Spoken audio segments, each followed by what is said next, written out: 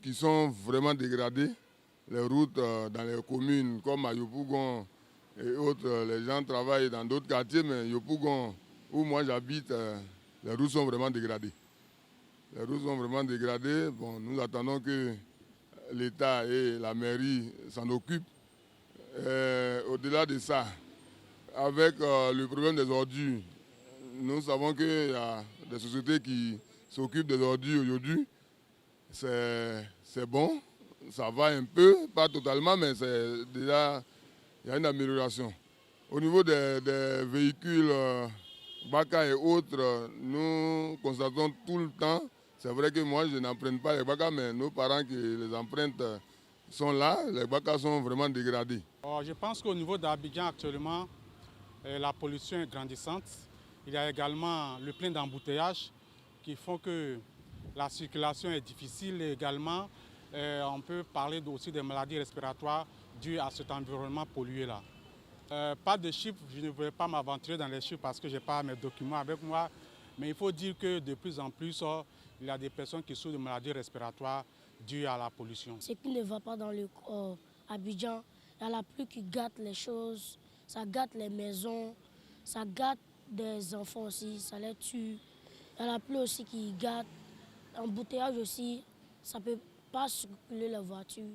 Ça peut gâter les voitures aussi. Nous voyons tous l'impact de l'environnement sur la ville, sur le pays. Ce n'est pas une affaire de blanc. Nous voyons le changement tous. Les changements, ce qui se passe, les pluies. Il n'y a plus, les temps sont, on pense qu'au moment où il doit y avoir l'avantage, c'est là qu'il fait chaud, au moment où il doit faire chaud, c'est là qu'il pleut.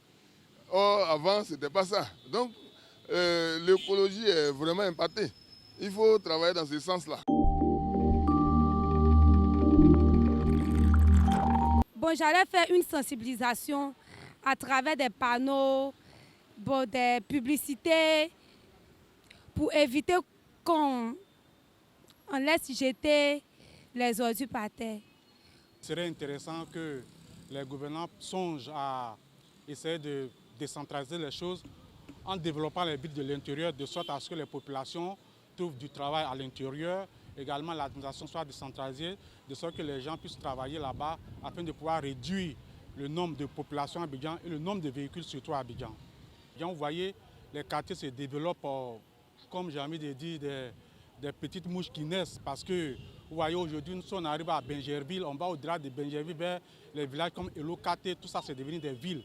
Et tout le monde veut être à Abidjan. Parce qu'effectivement, c'est Abidjan qui offre plus d'opportunités. Vous voyez, ce qui fait qu'il est difficile actuellement pour les gens de vouloir être à l'intérieur. Donc tout le monde veut être à Abidjan pour pouvoir gagner son pain. Et donc la démographie est galopante et forcément ça agit sur l'environnement et l'écologie en partie. Être président, c'est pour les aider les gens et tu leur donnes à manger, tu leur donnes à travailler. Là, ils peuvent aider les enfants. Quand ils vont mettre les enfants à l'école, les enfants vont bien travailler pour aider.